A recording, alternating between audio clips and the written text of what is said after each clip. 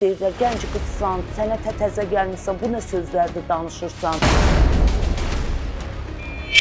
Mənə çox pis təsirlər, çünki görmədim.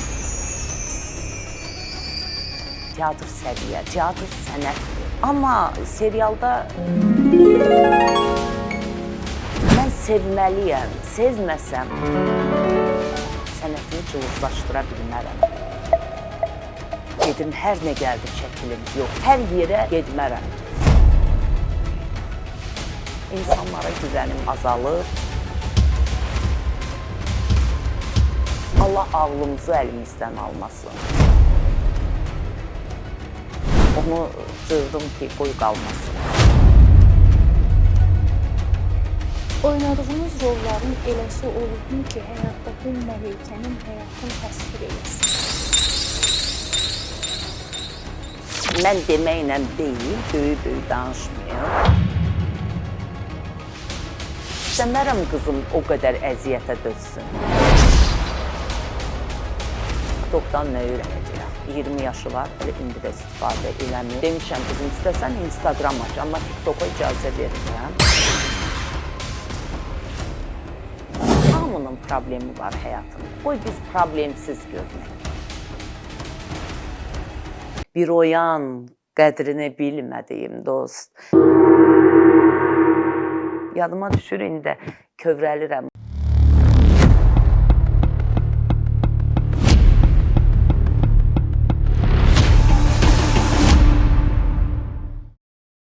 Salam, hörmətli tamaşaçılar, hər vaxtınız xeyir olsun. Bugünkü qonağımı ən gözəl sözləri seçsəm belə onun gözəlliyinin yanında sönük qaldı.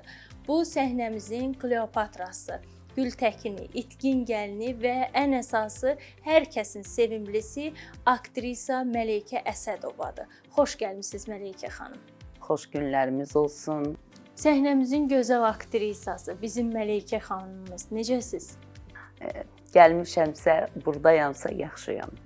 İlk səhnəyə çıxışınız və ilk Gültəkin rolu haqqında xatırladığınız ən güclü duyğu nədir? Gültəkin ümumiyyətcə mənə çox böyük uğur gətirib. Deyim ki, sizə uşaqlıq devrimdən ən çox sevdiyim əsər olub Aydın tamaşa əsəri. Cəfər Cabbarlının Aydın əsəri. Hər zamanda uşaqlıqdan təbii ki, aktrisa olmaq arzusunda olmuşam. Biraz romantik uşaq olmuşam, belə qeyri-adi, duyğusal.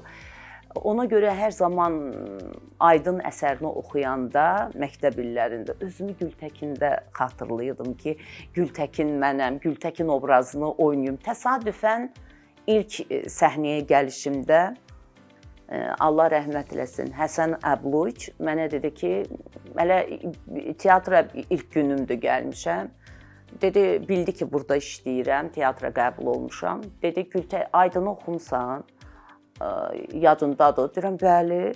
Dedi ki, bir də oxu. Amma o qədər oxumuşdum, çox gözəl bilirdim. Mən o qədər onu yerində oxudum və birdən çox narahat idim. Görəsən mənə hansı obrazı verəcək, Susanlanı verəcək, yoxsa Gültəkini? Səhər gəlib görəndə ki, adımı Gültəkin obrazına yazılıb, çox sevindim.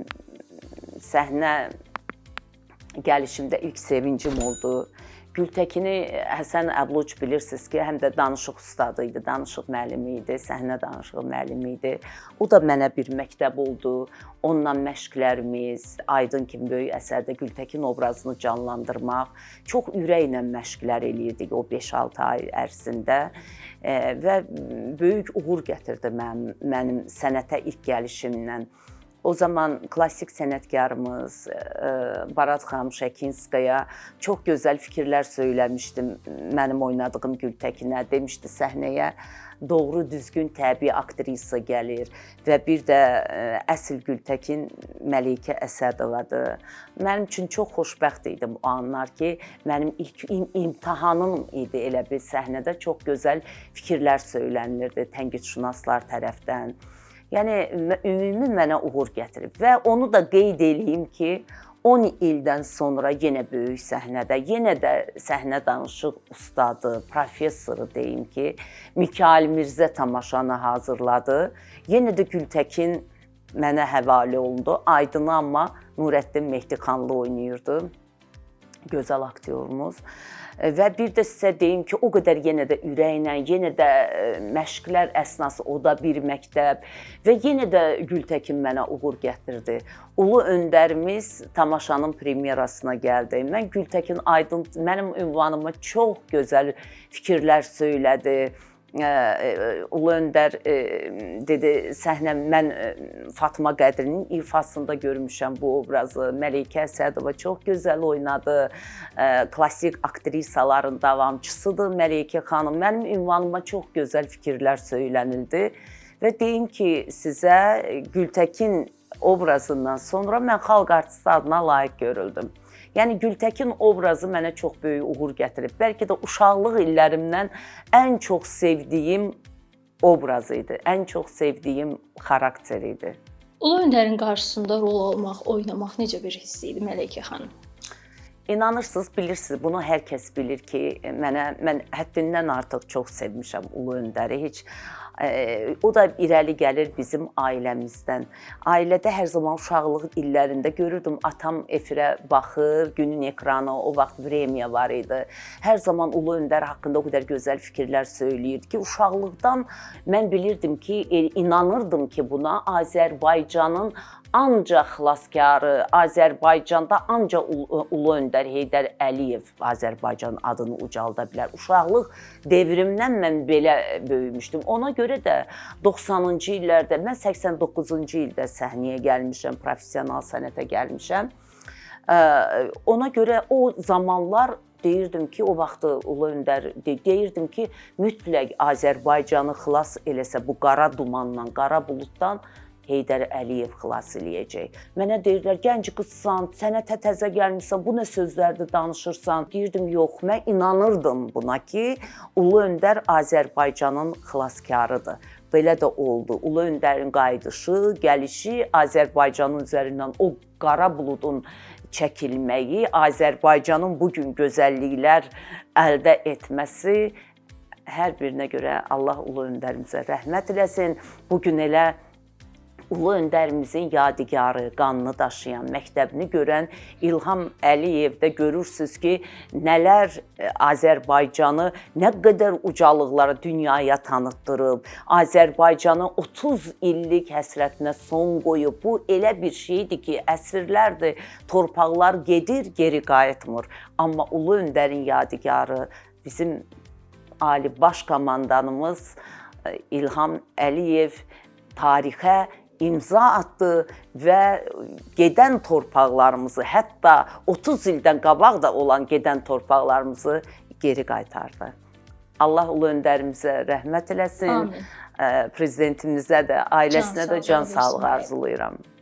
Məleykə xanım, İtkin Gəlin serialı ölkədə böyük əks-səda doğurmuşdu. İndi niyə belə əks-səda doğuran seriallarımız yoxdur? İtkin Gəlini ümumiyyətlə o zaman klassik sənətkarımız, rejissorumuz Lütfü müəllim Məmmədbəyov. Demək olar ki, Lütfü Məmmədbəyov hansı aktyoru, hansı televiziyada çəkibsə, teletamaşalarında həmin aktyor populyar olub. Mən də Lütfü müəllimin tələbəsi, məni milyonlarla xalqa tanıtdıran Lütfü Məmmədbəyov olub. Onun Yad qızı tamaşasında Jale obrazı ilə 90-cı ildə. Yad qızından sonra Bəxtiyar Vahabzadənin Kimdir Haqlı tamaşası və o vaxtlar mənə hər kəs Jale deyirdi və ilk serial Lütfü müəllim elə bir əsərlərə imza atırdı, elə bir əsərləri götürürdü ki, o xalqın qəlbinə yaxın olsun və sözün əsl mənasında gənclərdən də istifadə eləsə, çox istedadlıları seçərdi və bir də yaxşı aktyor truppasından istifadə eləyərdi. Bax, o dediyiniz İtkin Gəlin o zamanlar bilirsiniz ki, 80-90-cı illərdə bütün evlərdə Əlibala Hacızadənin İtkin Gəlin əsəri bütün evlərdə kitabları var idi və çox sevilirdi. İlk serialı idi, Azərbaycanda olacağıdır. Lütfü müəllim o əsərə müraciət elədi. Amma bunu çəkməkdən ötürü pul lazım idi və Lütfü müəllim Amma beyninə qərara aldı ki, bunu mütləq çəkəcək, özü serial. Əlibala müəllimlə indi deyirlər, indi casting deyirlər. Bəli. Yəni o zaman prob elədi aktyorları zadı. Məni də yenə də təbii ki, onun gətirdiyi səhnəyə gətirdiyi aktrisaya. Əlibala müəllimlə ikisi prob edirdi. Dedi, mənim əfsanəm Məleykədir. Üzündə səmimiyyət, nur var. Mənim əfsanəni görəndə ilk öncə mən o əfsanəni Əfqanistanda görəndə onda olan o şarm məni çəkmişdi və çox səmimi üzü var idi, nur var idi qızın üzündə. Mən Məleykəyə bənzətdim və istəyirəm ki, əfsanəni Məleykə oynasın. Təbii ki, biz aktyorlar Lütfü müəllimin bilirdik ki, nəyə imza atırsa, o çox uğur qazanacaq. Ola ki, Əlibala Hacızadənin İtkin gəlin. Biz orada çox böyük aktyor truppası var idi. Kamal Xudaverdiyev və deyim ki, ilk orada Elmətnin rolunu oynayan Elşən Rüstəmovu necə məni vaxtilə Kazım Həsənquliyevi gətirmişdisə, eyni ilə Elmətnini də Lütfü müəllim o zaman Elşən Rüstəmovu Elmətnin obrazına gətirdi. Hicran Nəsirova, Kamal Xudaverdiyev, Zemfira xanım, rəhmətə gedib Zemfira xanım, yəni anamızı oynayırdı, Kübra xanım, Səidə xanım, hamısı, yəni ki, çox gözəl aktyor truppası, İftixar, Elşən Rüstəmov, hətta Səməndər Rızayevin Rəşad var idi, Rəşid aktyor, indi o da rəhmətə gedib, onu da ilk tələbə idi, onu da gətirmişdi və biz yay vaxtı Lütfü müəllim öz cibinin pulundan bəzi məkanları tapırdı. Çox az cüzi miqdarda, çox az pula, yəni ki, aktyorlar təbii ki, Lütfü müəllimin adına hamımız yığışdıq, bildik ki, gözəl iş alınacaq. O vaxtı kamera yox idi, o vaxtı təzə Panasoniklər çıxmışdı. Lütfü müəllimin öz evində olan Panasonika gətirdi. Fərman var idi. Operator o çəkirdi. Yəni yaxşı operator, ssenari, rejissor var idi, aktyor var idi, amma texnika yox idi. Peşəkar sənətini bilən insanlar var idi, amma texnika yox idi. Səs aparatı düzgündür, külək idi, filan da düşürdü. Biz ora çox ürəklə canımızı, qanımızı qoyub, yay vaxt Sofiya Bəstirzadə var idi o vaxtı, rəhmətə gedib.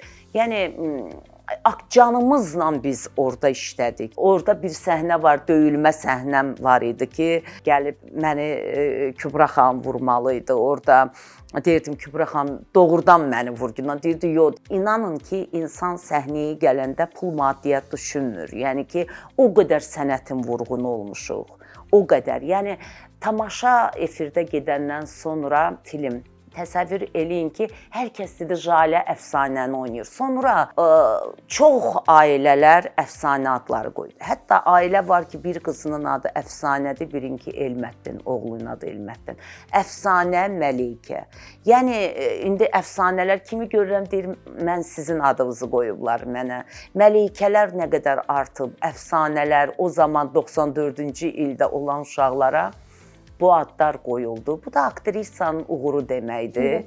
Yəni mənim əfsanə deyəndə mən indi dönüb geri baxıram, elə bilirəm məni çağırırlar. Yəni o ad mənə o qədər doğmadı. Allah Lütfü müəllimə rəhmət eləsin, Əlibala Hacızadəyə rəhmət eləsin, dünyasını dəyişən aktyorlarımıza rəhmət eləsin. Kaş ki o vaxtı texnika gözəl olaydı. O cür rejissor işi, yəni həmişə elə bu vəziyyətdə də baxırlar. YouTube kanalında tapıb baxırlar tez-tez o İtkin gəlinə. Məleykə xanım, sizi çox zaman klassik obrazlarda görürük. Bunun səbəbi nədir? Klassik obrazları oynamaq üçün böyük istedad tələb edir. Yəni bu dünya üzərində bir aktrisadan CV toplayarkən 3 klassik obrazı varsa, onun haqqında bilirlər ki, bu aktrisa nəyə qadirdir. Mənim də şansımdan və istedadımdan təbii ki, bu istedad anadan gəlmə olur. puxtələşmə institut illərində hər bir əsəri teatr səhnəsində oynadıqca, teatr çox böyük məktəbdir. Oynadıqca hər bir əsər özü bir məktəb olur mənə və puxtələşmə olur. Təbii ki, rejissor da istəyər ki, onun əsərində oynayan aktrisa və yaxud da obrazı doğru düzgün tamaşaçıya çatdırsın və sevilsin tamaşa. Səhnədə Krallerdə Kardeli oynamışam. Bəhram Osmanov hazırlayıb, orada da Kamal Xudaverdiyev oynayıb atamı. Biz Moskvada Çexov festivalında olmuşuq. Çox gözəl fikirlər haqqında yazılmışdı Aqanyuk jurnalında o vaxtı. Sonra mən Şirini oynamışam. Nə qədər uğur gətirdi Şirin mənə. Səməd Vurğunun Fərhad və Şirin tamaşasında Fərhadı Mikayıl Mirzə oynayırdı. O da mənim üçün böyük bir məktəb oldu. Mikayıl Mirzə ilə biz o vaxtı şeir dilində idi. Cənnət xanım Səlimova da, Mikayıl Mirzə də birlikdə hazırlanırdı. İnanın, vaxt qar idi, biz birlikdə yenə işləyirdik. Emin Sabitoğlu musiqisini yazırdı. Biz mahnılarını özüm oxumuşam, işləyirdik orada. Orada rəqs yeri də var. Nə qədər biz orada dərs keçmişik. Məktəbdir o. Notlarla işləyirdik biz o monoloqları, böyük monoloqları. Allah rəhmət eləsin, böyük sənətkarımız Barat xanım Şekinskaya da Şirin oynamışdı. Elə Gültəkini də Barat xanım Şekinskaya oynamışdı. Kardeliyanı da Şirin obrazı məşqləri gedəndə Barat xanım Şekinskaya mənim haqqımda çox gözəl fikirlər yazdı ki, mən necə inanıram o aktrisaya. Sonra mən Barat xanımla getdim, yaxından tanış oldum, gördüm. Mənə bir böyük aktrisa olasan, böyük istedadlı aktrisa olasan, sevilən aktrisa olasan, klassik aktrisa olasan və oynadığın obrazlara gənc aktrisaya ruh verirdi, o gözəl fikirlər söyləyirdi və mənə necə inanırdı, məni çox istəyirdi.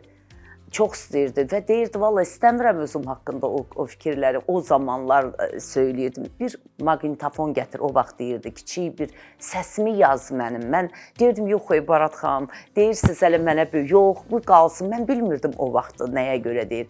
Deyirdi, səni gərək səhnədə əllərinin içində saxlasınlar. Sən səhnəni varlığınla, boyunla, səs diapazonunla, şeirlərinlə, doğru düzgün diksiyanla çox gözəl bəzəyirsən sən səhnəni.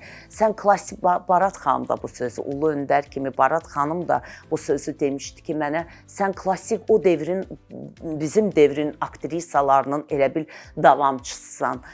Çox gözəl fikirlər söyləyirdi. Hətta o Şirində axırıncı monoloq var idi. Bir oyan, qədrini bilmədiyim dost. Mənə hər zaman gələndə onun yanına deyərdi ki, mənə bu monoloqu söylə mənim üçün. Xoş gəlmişsən verilişi var idi. Solmaz xanım hazırlayırdı onun qızı. Mən də qonağı idim o vaxt 99-cu ildə, 98-ci ilin axırı idi 99-a keçəndə. Mənə dedi, mütləq o monoloqu orada söylə verilişdə. İnsanlar da indiki, o vaxt Drujba kinoteatrı vardı, orada hazırlanırdı böyük. İnsanlar çox gəlirdi, millət gəlirdi, görüş idi. Mənə dedi, Barat xanım dedi ki, Fərhad Şirindən Şirinin monoloqunu söylə o vaxtda. Mən dedim, mütləq söyləyəcəm. Bir gündən sonra çəkilişdi, mən işitdim Barat xanım dünyasını dəyişib. Mənə çox pis təsir elədi.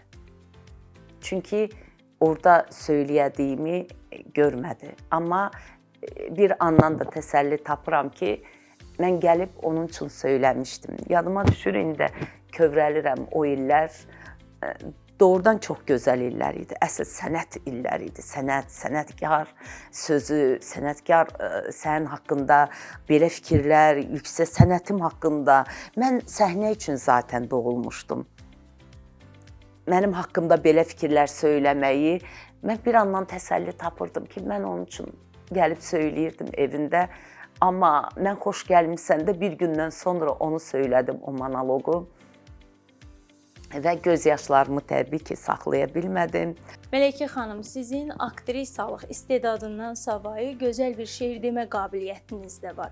Bəzən dinləyicilərin çoxu elə başa düşürlər ki, bunların o qədər cani könüldən ifa edirsiniz ki, elə başa düşürlər ki, bu şeirin müəllifi də sizsiniz. Bunları necə hazırlayırsınız? Elə yeri gəlmişkən bizə də kiçik bir şeir hədiyyə eləsəniz, bizim üçün də çox xoş olar. Bilməm nədən belə doğmasam mənə, bir belə qohumun yadın içində. Tək sənin adını yazmışam gülüm, qəlbimə min gözəl adın içində. Eşqinlə inləyən bir bülbül oldum, sənə nəğmə oldum, qızıl gül oldum, sənsə atdın o da. Yanıb kül oldum, mən səni qoymazdım odun içində. Mən səni qoymazdım odun içində. Çox sağ olun Məleykə xanım, təşəkkür edirik ki, könlümüzü belə feyziyab elədiniz. Söylədiyim şeirlərdə Ulu Öndər, sən bu şeirləri necə hazırlayırsan, necə deyirsən? Deyirdim, söylədiyim şeirlərin doğru düzgün ünvanı var. O ünvan Ulu Öndər idi. Mən torpağıma, vətənimə olan sevgim idi. Mən sevməsəm bir obrazı ürəkdə, mən duyğusal, emosional insanam. Mən sevməliyəm. Sevməsəm o şeirlər gözəl alına bilməz. Mən əslində hamı mənə deyir, bu boyda əsəri necə yadda saxlayırsan, bu boyda şeiri necə yadda saxlayırsan. Mən heç bir vaxt heç bir əsəri, şeiri əzbərləmirəm. Mən məşq eləyə, onu hiss edə, onu öz içimin damarlarından doğub gətirənə qədər, o ürəyimin qanından axıb gəlir o şey. Onu mən hiss eləməsəm, sevməsəm, tamaşaçı necə sevə bilər? Bugün də mənim şeirlərimi, mənim deyəndə, mənim doğmamdır onlar. Misal üçün, mən Ramiz Duyğunun, Allah rəhmət eləsin Ramiz müəllimə. Ramiz müəllim də dünyasını dəyişib çox yaxın zamanlarda. Ramiz müəllimlə işləyəndə biz böyük bir poemanı oturub işləyirdik. Misal üçün, son bu qalibiyyətimizdə qalibiyyət dastanı işlədik. Biz birlikdə nə boyda şeirlər, bax orada keçidlər var, düzəlmənlə şair bir yerdə işləyir. Mən bir şeiri, çox böyük bir poemanın üzərində bugünkü devrə uyğun olan, mən bir ay, 2 aya işləyirəm, çox böyük bir əsərləri işləyirəm və o mənim ürəyimin içindən doğub gəlir. Ona görə də yaddaşlara köçür və bugün müsabiqələrdə, festivallarda gənclərimiz məktəblərdə, universitetlərdə mənim söylədiyim şeirləri söyləyirlər. Hətta elə Məleykə Əsədovanın, amma təbii ki, yazarı var. Zəlimxan Yaqubun o vaxtı mən 97-ci ildə Yeni Azərbaycan Partiyasının qurultayında Ulu Öndər üçün sevə-sevə sən qalib gələcəksən. Bax, qalib gəldik. Mən buna inanırdım. İnanırsınız ki, 2007-də mən bir hardasa oturmuşduq. Dedim, bizim torpaqlarımız geri qayıdacaq, mütləq. Çünki bizim prezidentimiz İlham Əliyevdir. Heydər Əliyevin qanını daşıyıb, məktəbini görüb. Mütləq torpaqlarımız geri qayıtmalıydı. Ona inanırdım, belə də oldu. Bizim gözəl aktrisamız hazırda yeni seriallardan dəvət alırmı? Yeni seriallardan təbii ki, dəvət alıram. Əlbəttə ki, olub. Düzdür, hamısına yox. Əvvəl daha tez-tez alırdım. Amma çəkilməmişəm. Teatr səviyyədir. Teatr sənətdir. Deyim sizə, teatr sənətdir. Amma serialda alınmadı, təzədən çək və yaxud da ki, 1 dubl, 2 dubl, yəni ki, bu hissə-hissə çəkilən kadrlardır, birləşir, o montaj olunur. Ona görə də serialda həm rejissor işi güclü olmalıdır, həm montaj işi, həm aktyor truppası, həm ssenari, hamısı birlikdə olmalıdır, onda serial güclü alınır. Həm maddiyyət, həm mənəvi, yəni hamısı birlikdə olmalıdır ki, ay o havayı çəkiləcək və yaxud da az pula çəkiləcək deyə gətirib, yəni çəkəndə görürsən ki, biri yaxşıdırsa, birini seçirlər istedadlı və yaxud da ki, bir-ikisini olmaz. Aktyorun hamısı birlikdə tam olmalıdır. Serial, yəni tək bir aktyordan ibarət deyil.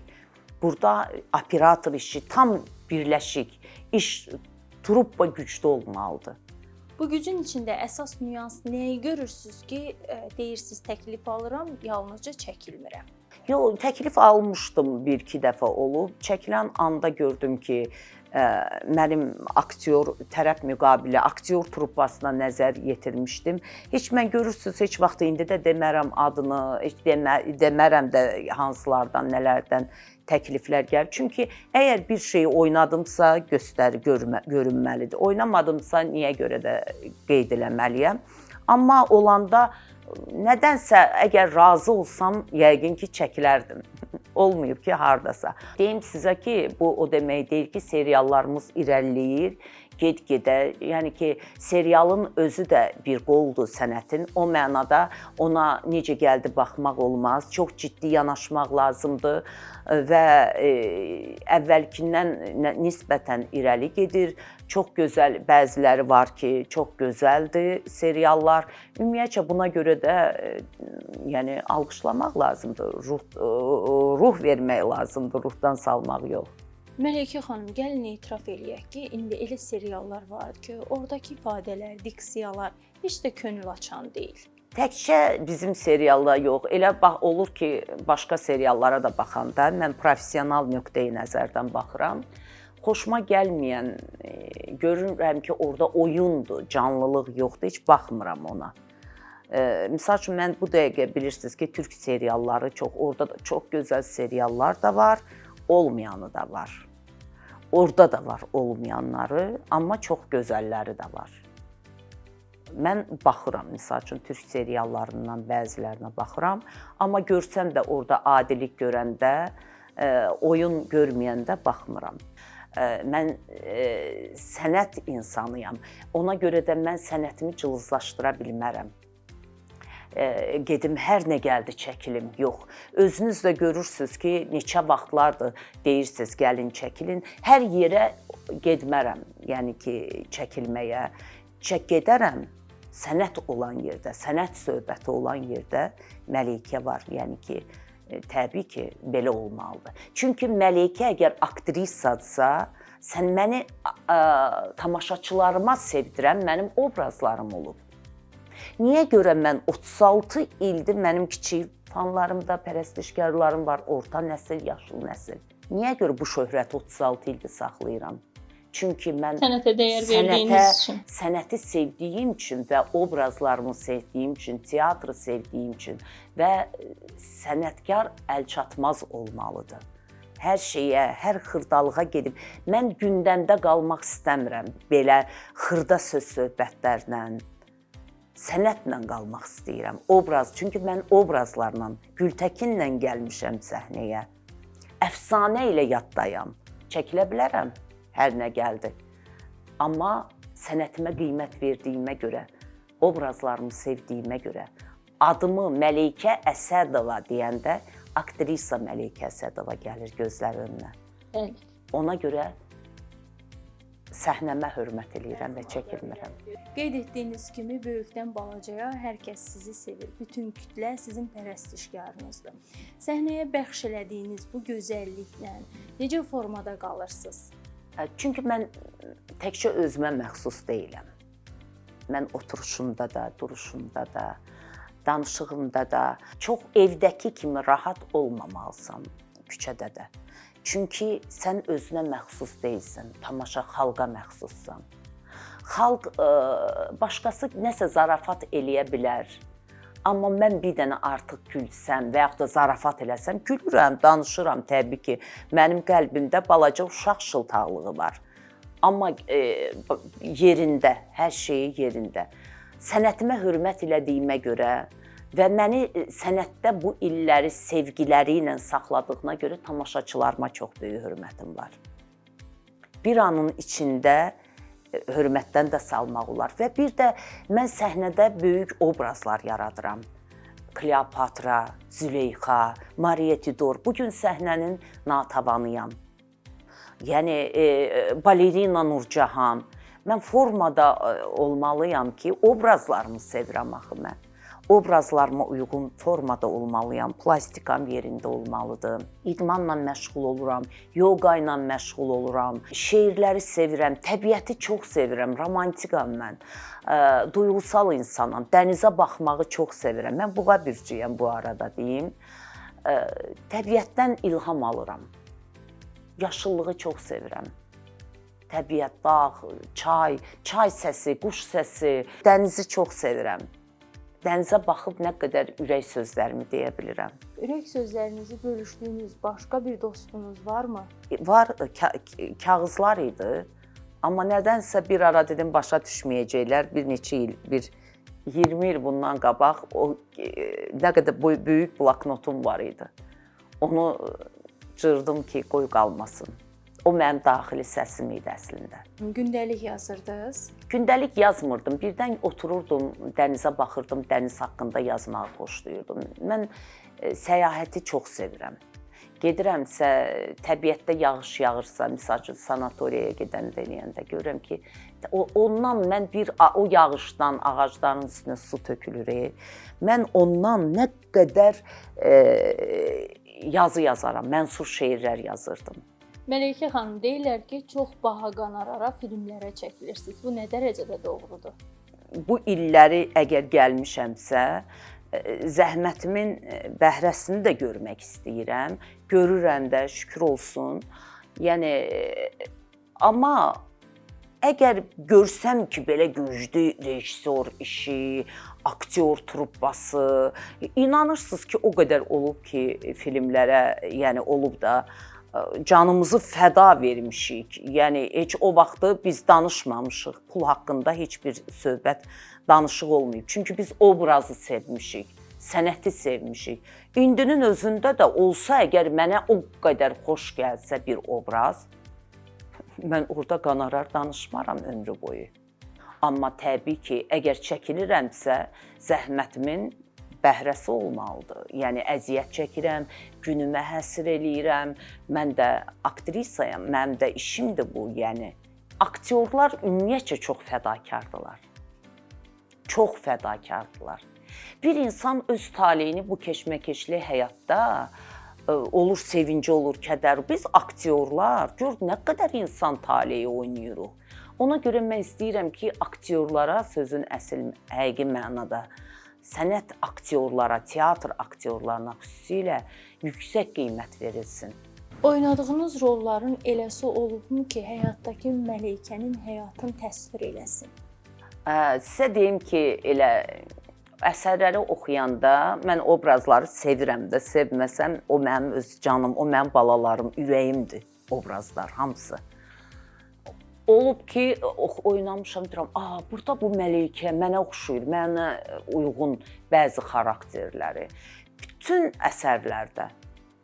Bütün əsərlərdə mən özümü tapıram, hamısında. Misal üçün, mənim İlyas Əfəndiyevin Mənim Günahım əsərində balerina, aktrisa Nurcahanın obrazını oynayırdım, balerina Nurcahanın. İnanın, elə mən də o xarakterdə, o cür edərdim. Məleykə xanım, hər Bir də Natavanı, bütün obrazlarımı sevirəm. Yəni ki, Marieti də orada sevirəm. Əslində onu 62-ci ildə Tofiq müəllim onu Qanlı Kraliçə kimi qoymuşdu. Onda da Məleykə var. Çünki qadın obrazları, qəhrəman qadın obrazları. Gültəkini çox sevmişəm. Sonra Şirin, necə mənə onun zərifliyi, hər bir obrazı sevirəm. Sevməsəm onları tamaşaçıya sevdirə bilmərəm ki, onların hamısında elə mən varam. Məleykə xanım, hər kəs bilir ki, siz sənətinizin aşiqisiniz. Amma müsahibələrinizin birində qeyd eləmisiniz ki, heç vaxt istəmərəm ki, qızım aktrisa olsun. Yenə də elə həmin fikirdə qalırsınızmı və niyə istəməmisiniz ki, məhz qızınız aktrisa olsun? Təbii ki, yox. Mən deməklə deyil, böyük danışmayım. Əslində mən istəmərəm, amma mən qızımın fikirlərinə çox böyük hörmətlə yanaşan bir insanam. Yəni mən istəmərəm. Niyə görə istəmərəm? Aktyorluq sənəti çox uca sənətdir. Çox böyük sənətdir. Çox fədakar sənətdir. Ona görə çox bilirsiniz nə qədər zəhmət tələb eləyir. Bayaq dedim axı. Bir insan öz taleyini güclə yəni ki, başa vurur bu həyatda. Bir aktyor, aktrisa neçə insan taleyləri canlandırır. Ürəyimə oynadığım obrazlar təsir eləyir hamısı. Ürəyimdə problemlərim təbii ki, yaranıb. Həyatıma təsir eləyir o mənim obraz. Mən istəmərəm qızım o qədər əziyyətə dözsün. O mənada istəmərəm. Əgər bacarsaydı və istəsəydi, o çətinliyə dözəcəkdisə, yəni mən aktyoru həmişə fikirləşirəm, aktyor, aktrisa adına görə səhnəyə gəlmək lazım deyil. O aktrisa adını ucalda biləcəksənsə obrazlarınla, onu tamaşaçıya obrazlar sevdirə biləcəksənsə, o çətinliyə dözə biləcəksənsə, o fədakarlığa, onda təbii ki, niyə olmasın ki? Amma qızım diplomatiya üzrə oxuyur. 4-cü kursdadır ADA-da. Bu il inşallah təbii ki, magistra hazırlaşacaq, girər inşallah. Yəni tamam başqa sənə. Heç qızım mənim haqqımda bir də görürsən veriliş çəkiləndə, eləyəndə deyirəm qızım, gəl sən də gedir, nə olar mama, mən çəkilməyim. Qızımın çox gözəl danışıq diksiyası var, şeir demək, səs tempi var. Amma yəni efirə çıxmaq istəmir. Hətta bir dəfə veriliş çəkildi mənim haqqımda. Heç mən bilmirdim o mənim haqqımda nə danışıb. Efirdə eşitdim. Çox yəni xoş təsir bağışladı və duyğulandım. Çünki mənim yanımda heç o sözləri demir. Mələkə xanım, hələ Gülər balacaykən müsahibələrinizin birində demişdiniz ki, mən ona telefon vermirəm işlətməyə. İndi necə, hər hansı bir qadağalarınız varmı Gülərə qarşı? Doğru, onu mən hətta tək qızıma yox, mən bütün valideynlərə deyərdim ki, yəni məktəb illərində kiçik vaxtı telefonu uşaqlardan uzaq tutsunlar. Amma təəssüf, əfsuslar olsun ki, bu dəqiqə hər bir uşağın əlində balaca körpə, uşaqlar böyüklərdən yaxşı bilir telefonu. Və zaman gəldi, çıxdı o devrə. Çünki o uşaq o telefondan balaca vaxtı, kiçik vaxtı, heç biz özümüz elə böyük ağlımız yerdə, o şuurumuz geniş inkişaf eləmiş anda telefondan ayrıla bilmirik. Qalsın ki, kiçik uşaq dərs oxusun, yoxsa fikri telefonda qalsın, gedim tez dərsimi oxuyum, gedim telefonla oynayım. Bu nə qədər uşağın dərsinə zərərdir. Üstəgəldə sağlamlığına. Uşağa çox böyük gözünə, hər mənada çox zərərdir. Oturuşda belə oturacaq. Ondansa o telefonu sərf elədiyi vaxtını elə dərsinə kitab oxumağı unutmaq lazım deyil. Amma böyüdükcə təbii ki, onun telefonu var idi, amma böyük siniflərdə oxuyanda. iPad-də var idi, kompüterdə, ancaq 6-cı vxadnoy günlər, dərsləri yaxşı oxuyanda, həmən günlər yaxşı olanda o istifadə eləyə bilərdi telefondan və yaxud da ki, kompüterdən. O da saatla, vaxtla. Amma sosial şəbəkələrin heç birisindən 20 yaşı var, elə indi də istifadə eləmir. Hələ də yoxdur sosial şəbəkələr. O TikTokdan nə öyrənəcək axı mənim qızım? Olmasa daha yaxşıdır. Özü də indi əgər elə adam var ki, işi məcbur TikTokda lazımdır, qoy olsun. Mən ümumiyyətcə bir xarakterim var ki, insanlara müsbət yanaşıram. Kim nəyi edirsə, mən nə karəyəm kiminsə işinə qarşım. Yəni o onu istəyir. Mən deməklə o yəni o olmayacaqmı? Yəni o mənada kim necə həyatını ona xoşdursa, həyatını yürütmək istəyirsə, təkcə bir yəni insanlara zərər verməsin, həyata, torpağına zərər verməsin. Təbii ki, kimsə bir mənfi bir şey etsə, əlbəttə insan kimi mənə də təsir eləyir. Amma yəni ki, özü əgər sən xoşlayırsansa, bu cür geyinəsən, bu cür gəzəsən, bu cür gecə-gündüz telefonda oturasan, mən nə deyə bilərəm ki ona? Müsbət də baxıram, kim nə istəyir? Xoşdursa kiməsə o cür yaşasın, amma zərər verməsin heç kimə. Amma mənim qızım mənə yəni aiddir. Mən ona görə istəməmişəm öncədən. Ona görə də kitab oxuyur da daha çox. Əlbəttə telefonu da var indi. Yəni hər şey var. Amma özü istəmir indi. Demişəm qızım istəsən Instagram aç, amma TikToka icazə vermirəm. Amma istəmir, açmır nədənsə. Artıq düşünürəm ki, vərdiş təhsil üzərinə yönəlib, kitablar üzərində düzgün də istiqamətdir. Özü durur zamanında, dərslərini özü oxuyur. Dünya görüşü genişdir. Mən uşağıma uşaqlıqdan onunla həm ana olmuşam, həm dost olmuşam. Biz həyatımı bilirsiniz nədir? Sevgi çox böyük, yəni hər şey həyatda xilas eləyər sevgi.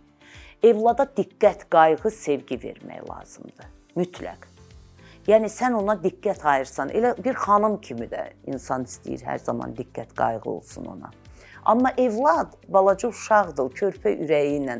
Ona sən sevgi verməsən, bütün gün telefonda otursun, uşaq qalsa o üzdə, onda düzgün olmaz. Ona görə uşaqlıqdan mən qızımla, o mənim dostum olub, mən onun dostu olmuşam.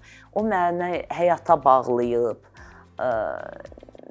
Həyata bağlamağına görə Allaha həmişə şükür edirəm. Nə yaxşı ki, qızım var, nə yaxşı ki, mən onun üçün yaşayıram. Bu dəqiqə, o dünyaya gələndən mən ona görə yaşayıram. Gözdə olsa görəsiz, hər zaman xeyirli övlad olsun sizin üçün. Mələkə xanım, siz ailə və sənət arasında, seçim arasında qalmısınız, hər zaman sənət fədaisi olmusunuz, sənəti seçmisiniz. Bu vəziyyətdə olan aktrisalarımıza nəyi tövsiyə edərdiniz? Yenə də deyirəm, kiminsə fikrinə mən heç bir söz deyə bilmərəm.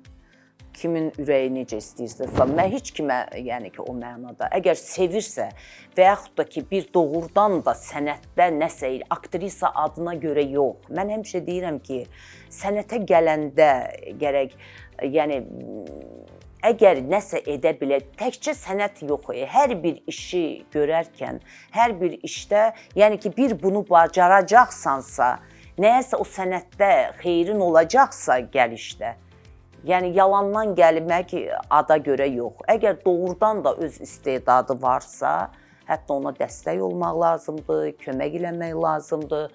Çünki istedadlar nə qədər çox olsa, indi də şükür Allaha, çox istedadlı gənclərimiz var. Yəni, niyə də olmasın? Mən istəyərəm ki, istedad evdə batmasın. İstedadı varsa, sənətkar səhnədə olmalıdır. Siz aktrisalıq sənəti ilə yanaşı, həm də çox gözəl televiziya aparıcısı olmusunuz.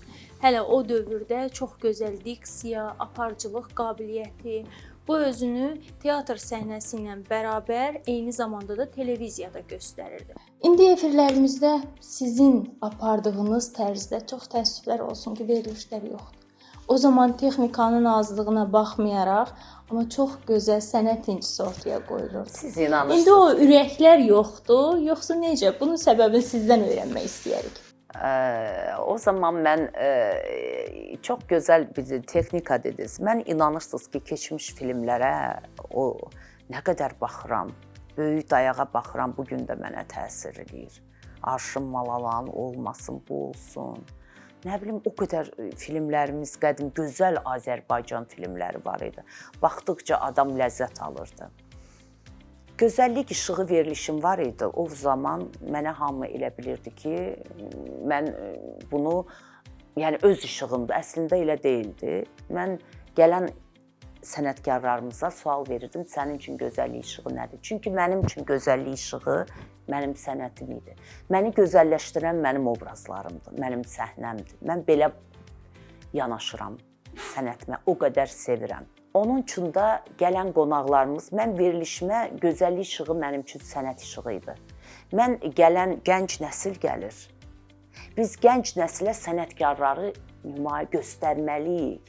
Onların haqqında açıqlama verməliyik ki, o gənc nəsil bilsin ki, sənətkar kimdir, sənət nədir, sənət fədaisi nədir, nə deməkdir. Ona görə də mənim verilişimdə o vaxtı Gülxar Həsənzadə, Lütfiyar İmanov, çox böyük sənətkarlarımız, Mirzə Babayev, sonra Baba Mahmudoğlu, sonra o qədər böyük sənətkar Nəsibə Zeynalova, Zərnigar Atakişiyeva, Əl-Abbas Qədirov, böyük Yaşar Nuriyev, Məmməd Bağır Bağırzadə, bu günləri Mənim verilişimdə olan sənətkarların 90% yoxdur.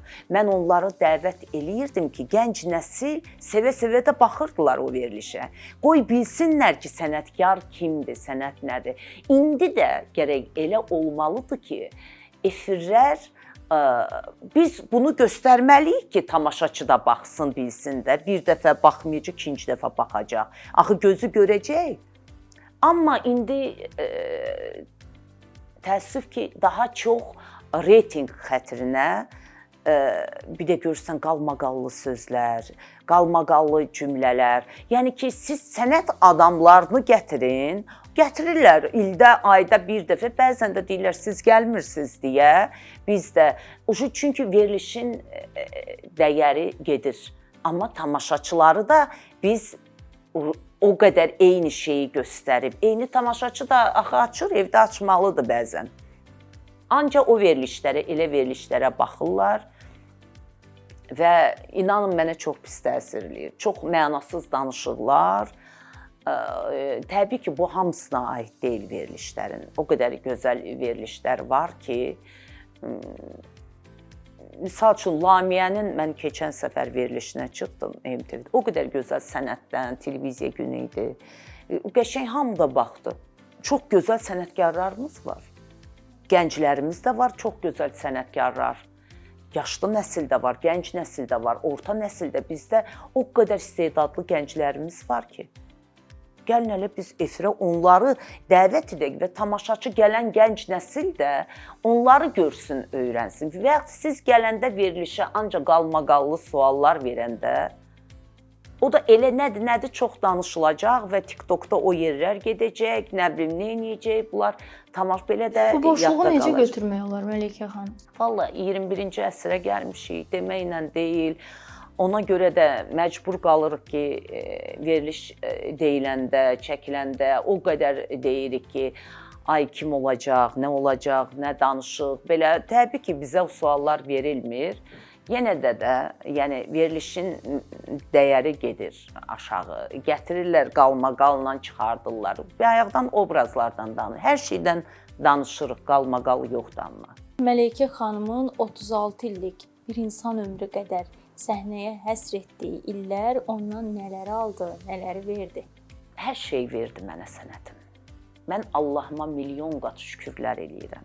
İnanın, mən Allaha o qədər bağlıyam. Gecə yatanda da şükür edirəm, sabah duranda da nəyim varsa da şükürlər olsun. Mən istəyirəm hər zaman sənət adamı, hamının problemi var həyatında, hamının. Qoy biz problemsiz görünək. Bu qədər gözəl, duyğusal bir xanım, qadın olaraq da xoşbəxtmi? Sənət mənə hər şeyi verdi dedim. Hər şeyi, sevgi verdi ən əsas. Arzusunda olduğum obrazları, insan taleləri yaradıram. Biz insan yox, aktyorlar, fenomen insanlarıq. Fədakar insanlarıq. Amma təbii ki, üçü bir arada olmur bəzən. O qədər sənətə vardım, o qədər sənətə ürəkdən obrazlarımı oynadım. Ürəkdən, beynindən, ürəkdən. Onu mən içimdən doğaraq gətirdim. O mənim sağlamlığıma təbii ki, təsirlədi. Ürəyimdə duyğusalam, problemlərim var biraz.